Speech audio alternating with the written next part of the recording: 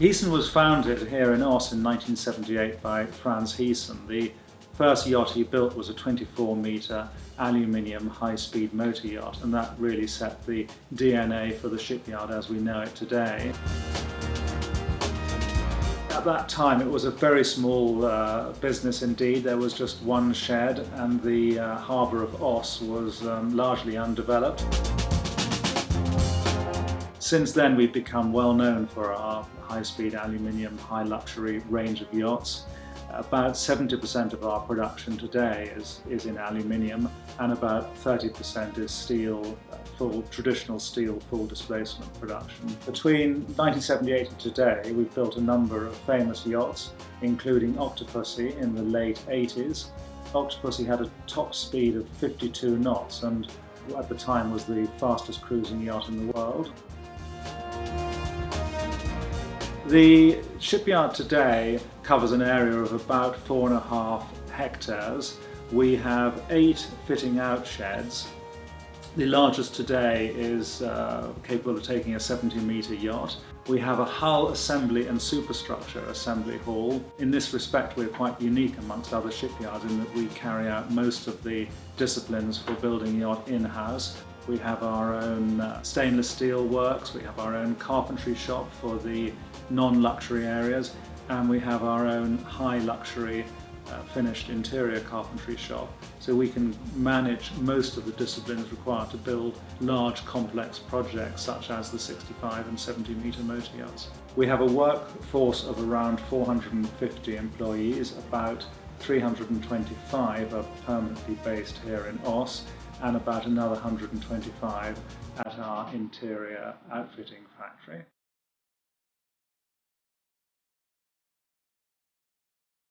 Galactica Star is a very important yacht for us. Firstly, it's the biggest yacht we've built, but secondly, she's also in the top 200 largest yachts in the world today. But aside from that, the most important and most striking feature of Galactica Star is her phenomenal speed. She has a maximum speed of just under 30 knots, which really sets her apart from all the other 200 yachts in the largest 200 selection. I would say in that respect she's probably one of the top 4 or 5 yachts in the world because she combines this considerable size, 65 metres, 1,000 gross tons, with this unusually high speed of, as I say, just under 30 knots. Natural evolution or strategic planning, it's a bit of both. Natural evolution in so much as we are probably the market leader for lightweight aluminium high-speed luxury yachts, and for an owner who is interested in building a yacht of that type, then it's understandable they would come to us when we built the 65 metre. So in that respect it's a natural evolution. The 70 metre which follows on is in the same vein. She's aluminium, she's lightweight, she's high speed. In fact, she'll be a little bit faster than Galactica Star. She'll have a maximum speed of around 30 knots, but again is a much bigger volume yacht. So that's also evolution, I would say. Strategic planning, for sure. These are large aluminium yachts that have exceptional high speed, which is very much the DNA of our shipyard. Beyond speed, which we've already touched on, the other big advantage of the fast displacement hull form, which is what these yachts are based on, is their exceptional performance. When the 65 metre was tank tested in Southampton, the tank test operators couldn't believe the efficiency of the hull, and it's transpired that she is about 30% more efficient than a conventional full displacement yacht. So you can either use this to your advantage to achieve very high speeds, or you can turn this on its head and you get much greater fuel efficiency, so you can run the yacht for longer periods on less fuel consumption than you would have in an equivalent hull. In the early 2000s, we built a very successful range of 37 metre aluminium fast yachts. They also had a top speed of 30 knots. And similar to that time, we also started with the 47 metre steel full displacement yachts, of which we have built 11 to date. So as the years have rolled by, the size of yachts has increased, and this trend has not changed at all. Today we are building 2 55-metre yachts, various 50-metre yachts, 47-metre yachts, of course the 70-metre. So it just reflects the evolution and development of the shipyard as we go from strength to strength.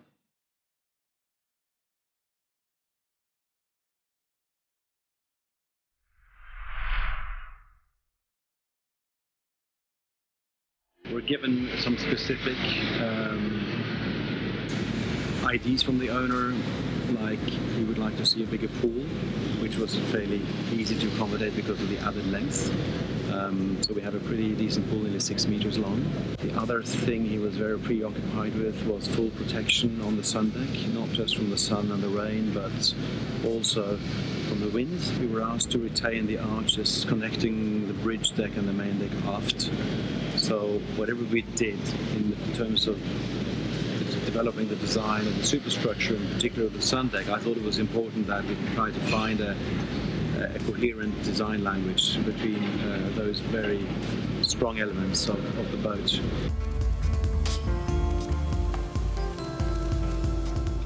Well, you have the standout features you can see, like the arches on the top deck to disguise the glazed-in top deck.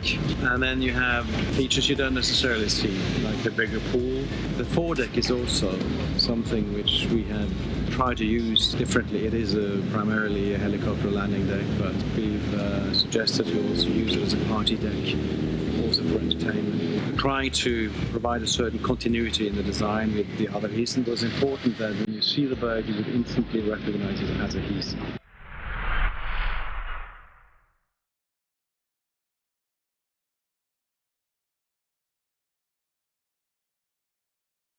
We received a briefing which concerns a light, modern beach style with a logic flow between all spaces as functionality as well as materials.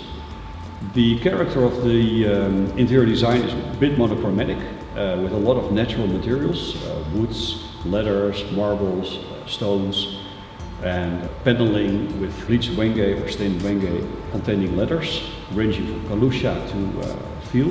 We have also the carpets, which are very soft, so every tactile material is quite soft. You have to think about the silk wool carpets to create a logic flow throughout every space. So for example, the main deck lounge is cut in 3, although it's one space, there are 3 functionality fields.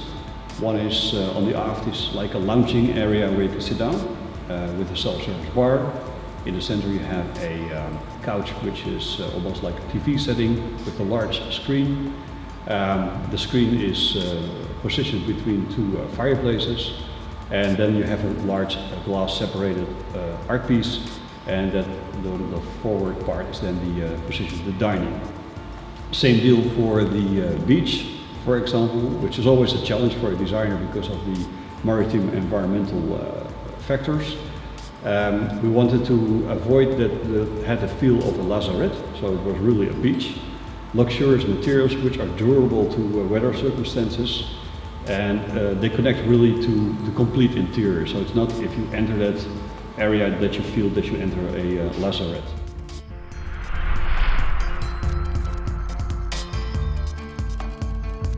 The innovations behind the FTHF were developed by Van Ossana Naval Architects.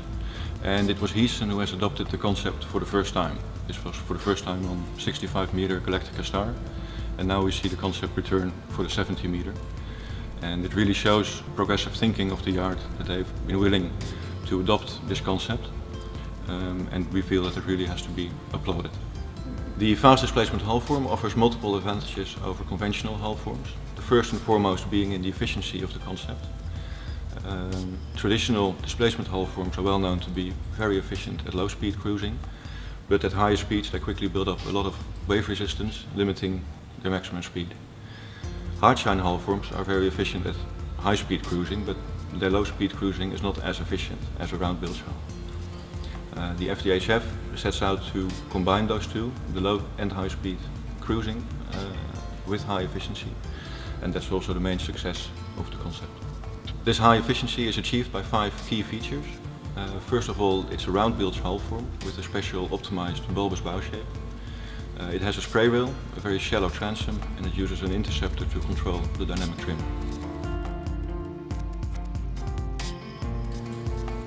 The design brief for the 70 meter called for a maximum speed of well over 30 knots, and after looking at several options it was decided to add a booster jet to the design. This is a water jet situated between the two propellers, and it is driven directly by a medium-sized diesel engine. And after further research it was decided to combine the booster jet with normal fixed-pitch propellers instead of more complicated controllable pitch propellers, which is often seen in combination with a water jet. And that really reduces the complexity of the system and also the operating of the vessel.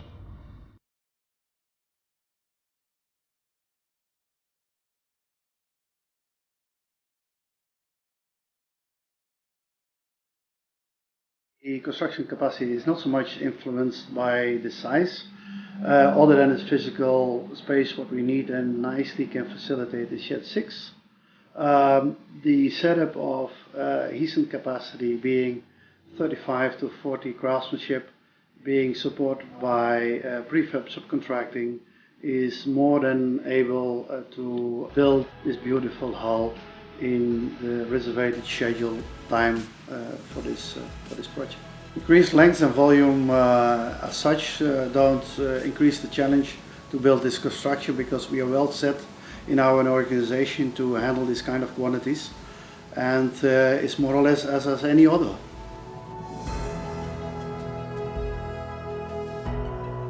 The pre-design process is very, very important, and is quite different as we approach it from the past. In the past we very much went into production, and this has changed. The last 2 decades we approach it very differently, going to an ultimate preparation even prior contract in order to know what we are contracting, and immediately after contract taking our time to go very much into detail, to be very secure about the building process, and having taken all the required decisions together with the owners in order to make it a very smooth and efficient build as such.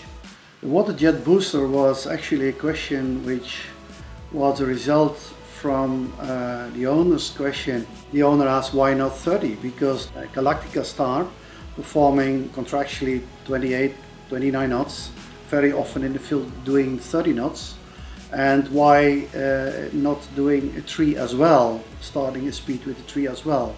While the boat was being bigger, of course this was a huge challenge, and the project was already under construction, and we took this question home from an owner's visit and went on studying it. And as a result we have decided to install an additional engine, 16V MTU engine, 4000 type, with a jet booster in order to achieve this speed. It's being the largest, but really this project represents Heesen in the sense of being the Heesen DNA, as I personally have experienced over the last 35 years, being innovation, being speed, being lightweight, being challenging to construct this project in a very controlled way and to its ultimate quality and performance.